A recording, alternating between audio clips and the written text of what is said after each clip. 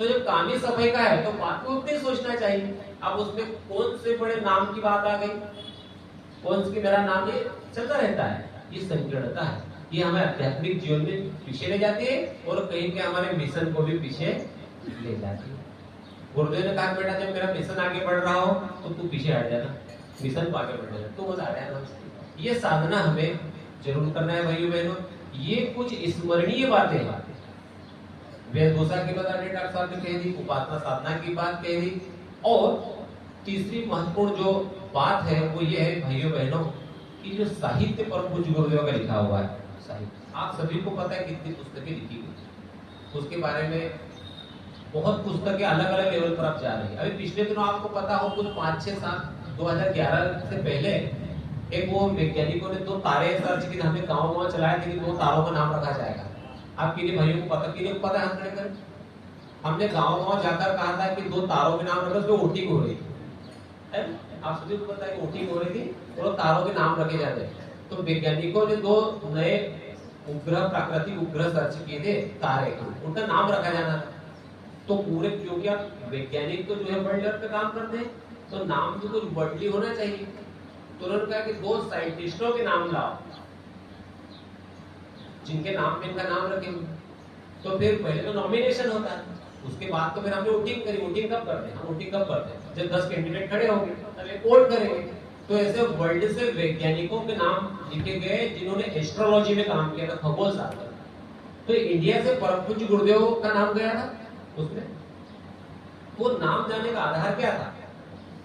परम पूज्य गुरुदेव ने, उनको क्या पता वैज्ञानिक क्या लेना, तो आप लोग गायत्री परिवार के हैं और ये काम कर, उनको तो वैज्ञानिक दृष्टि चाहिए। तो उन्होंने गुरुदेव के साहित्य के टॉपिक्स को लिया, शांतिकुंज से बुलाया और उन्होंने सर्च किया कि परम पूज्य गुरुदेव ने 44 बुक्स, 44 बुक्स एस्ट्रोलॉजी पर लिखी, खगोल शास्त्र के।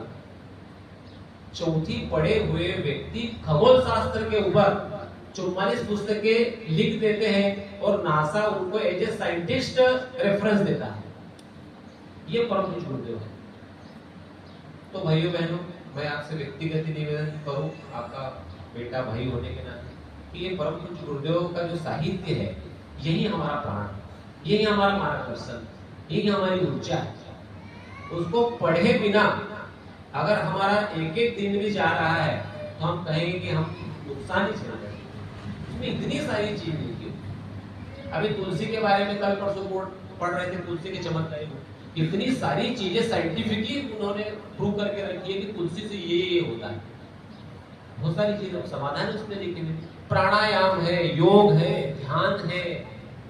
ध्यान के बारे में परम पूज्य गुरुदेव ने कम से कम 100-125 पेज लिखे एक वाङ्मय में, केवल ध्यान के ऊपर। कोई ऐसा नहीं है, कोई भी साहित्य गूगल पर उठा करके देख लीजिएगा, ये आपको किसी बड़ी से बड़ी लाइब्रेरी में कोई पुस्तक मिले मेडिटेशन के ऊपर देखिएगा, इतना क्लियर कट समझाइश कि आम व्यक्ति को भी समझ में आ जाए।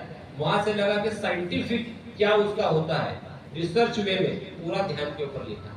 प्राणायाम के ऊपर गुरुदेव ने कम से कम 150 पेज लिखे हुए हैं, कोई नहीं इतना लिख पाया है। ये हमारे दैनिक जीवन के काम की चीज है। गुरुदेव ने तो वाङ्मय में भी यहाँ तक लिखा है कि आप भोजन कैसे बनाएं, आपने पढ़ा था कि लौकी से ये चीजें बनती है। तो इसीलिए तो युग दृष्टा कहा जाता है, युग साइक्लोपीडिया कहा जाता है। हम उनका लाभ कब लेंगे? और गुरुदेव का है ये एक लाइन मेरी लिखी हुई नहीं है, तो ब्रह्म की योजना, ये तो माँ गायत्री का सब लिखाया हुआ है।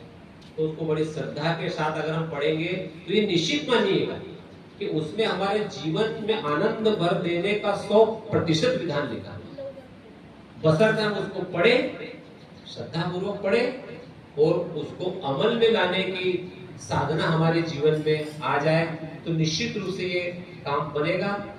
ये है हमारा मिशन, हमारे गुरुदेव। और भाइयों, आप सभी लोग पिछले कई वर्षों से इसी श्रद्धा को लेकर के कार्य कर रहे हैं, तभी तो इतना बड़ा शक्तिपीठ यहाँ पर, तभी तो इतने परिजन हर तहसीलों से आए। कोई न कोई तो गला है ना, तभी तो ये हरियाली। बीज गलेगा नहीं तो हरियाली कैसे होगी? कोई बीज गला होगा तो यहाँ हरियाली है। आप जो बीज गलेंगे तो फिर आगे हरियाली हो जाएगी।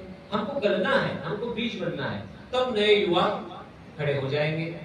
तो ये शांति कुंज की मंशा है कि जैसे बाबूजी ने कह दिया शुरू में पूरी गोष्ठी का निचोड़ कि हम कोई नई यहाँ से टकसाल बनेगी युवाओं की, ये गढ़ने का केंद्र है। हम जितने भाई बहन बैठे हम नए युवाओं तक पहुंचेंगे। हमारा गीत है ना कि जिस किसी से हम मिले बस आपकी चर्चा करेंगे। तो हमें ये चर्चा युवाओं के बीच में करना है, क्योंकि आप सभी को पता है कि किसी आंदोलन को करने के लिए, किसी अभियान को चलाने के लिए युवाओं की शक्ति की बड़ी आवश्यकता होती है। हमारा मिशन युवाओं का ही मिशन है।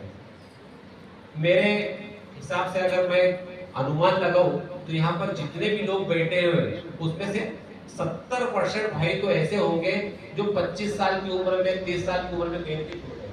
50-60 के बाद तो बहुत कम, मेरे को हो सकता है कोई जुड़ा हो, पर सब युवा लोग ही हम जुड़े।